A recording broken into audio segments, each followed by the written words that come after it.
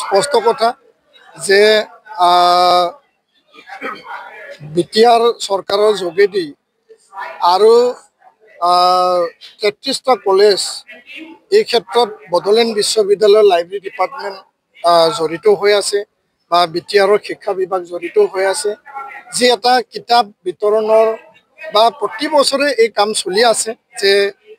মহাবিদ্যালয়বিলাকে কিতাপ বিচাৰে লাইব্ৰেৰীৰ কাৰণে ছাত্ৰ ছাত্ৰীৰ ৰেফাৰেন্স বুক বা টেক্সট বুক আৰু এই ক্ষেত্ৰত শিক্ষা বিভাগে প্ৰতি বছৰে মহাবিদ্যালয়বিলাকক কিতাপ প্ৰদান কৰি আহিছে তো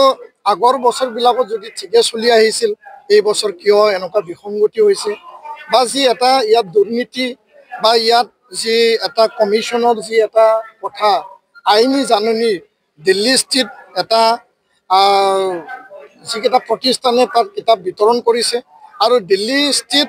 এজন অধিবক্তাই আইনী জাননী প্ৰেৰণৰ যোগেদি বিটিআৰ চৰকাৰৰ কিছুমান বিষয়া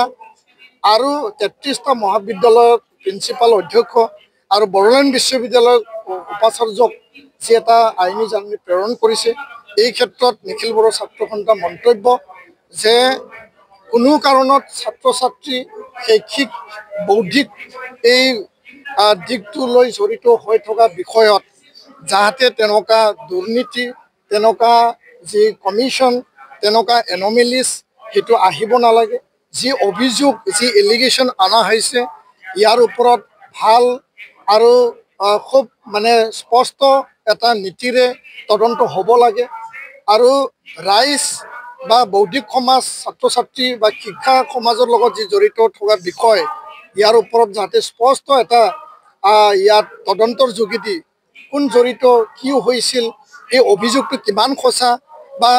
এইটো অভিযোগ সঁচা না মিছা ইয়াৰ ওপৰত সঠিক তথ্য ওলাব লাগে আৰু এই ক্ষেত্ৰত মই গম পোৱা মতে বিটিআৰ প্ৰধান প্ৰমোদ বড়ো ডাঙৰীয়াই এটা তদন্ত কমিটি গঠন কৰিছে আৰু এই তদন্ত কমিটিয়ে খুব নিৰপেক্ষভাৱে মানে ট্ৰান্সপাৰেণ্টলি তদন্তটো চলাই ইয়াত কি চলিছে ইয়াৰ ওপৰত স্পষ্ট এটা দাঙি ধৰিব লাগে যাতে কোনো কাৰণত ইয়াত মানে তেনেকুৱা দুৰ্নীতি নহয় দুৰ্নীতি zero' tolerance good governance corruption free এই নীতি সদায় আমি পৃষ্ঠপোষক কৰোঁ আৰু কোনো দুৰ্নীতি ইয়াতে হোৱাটো আমি নিবিচাৰোঁ আৰু ছাত্ৰ সংগঠন হিচাপে আমাৰ দায়িত্ব আছে আৰু ইয়াৰ কাৰণে মই চৰকাৰক যিসকলে এই চৰকাৰৰ মুৰব্বী আছে তেওঁলোকক আহ্বান জনাইছোঁ তদন্ত নিৰপেক্ষ আৰু ট্ৰেন্সপাৰেণ্ট হওক